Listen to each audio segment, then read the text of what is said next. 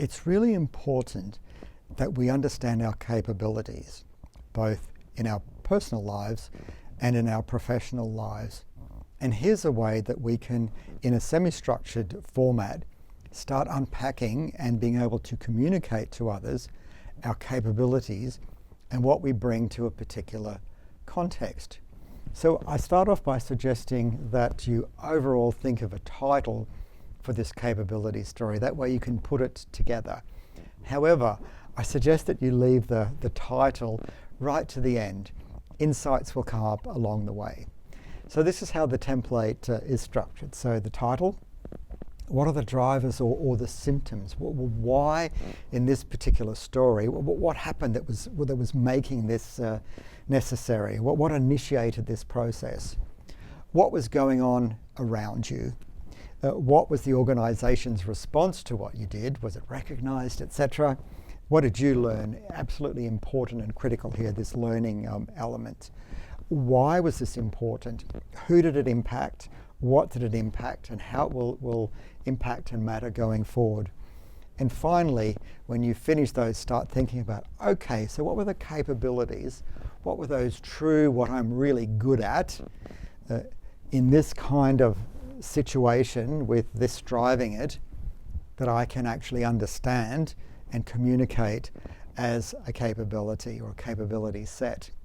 Now, I suggest strongly that you do this in the context of actually exploring a series of successful episodes or outcomes. So you might want to go and have a look at my success story approach and potentially put together a group of success stories that might be really useful. Never underestimate the power of asking others to help you.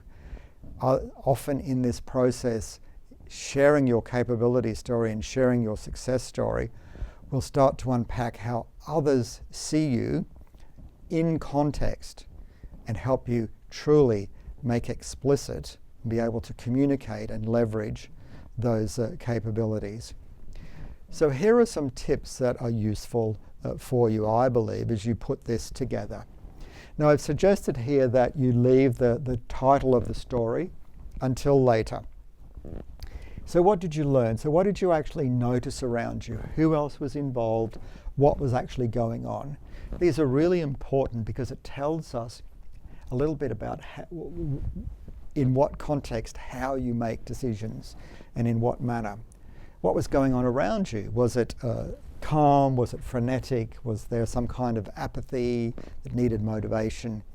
Just think of the difference between the context, say, of a first responder and someone who might have a 3-month period to actually put together a strategy and an implementation plan. The context is so different. Also the motivation and the goals and objectives of others and the organization absolutely matter, and our capabilities show in different ways. So what was the organization's response to these actions? How and when did you raise it? What happened next? How did people around you react? What was the general sense of things? Was there a sense of energy, movement, resistance? These are really important things when we understand or seek to understand what we're really good at and what we bring. Once it's settled, what had we actually learned about the organization, about teams and other people? And also, what had you actually learned about yourself? What did you decide to continue doing, to stop doing? What was your decision-making process? And what were the steps that you went through to actually form that set of actions and steps? Why did it actually matter? What did others say? How was this celebrated? Were there formal or informal processes that were put in a result of this? How were you acknowledged? And how was it thought to be a success?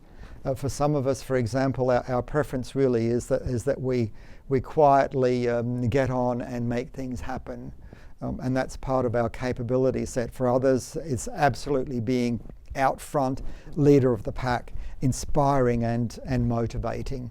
And then finally, what are the actual capabilities that underpin this story. So what stands out ultimately as your signature strengths?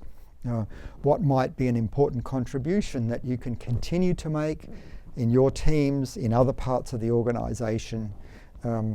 And think about then, so what might be missing in elsewhere that you can actually contribute to really help to make a difference for your teams, for your functional area, your career, and also your overall capability development.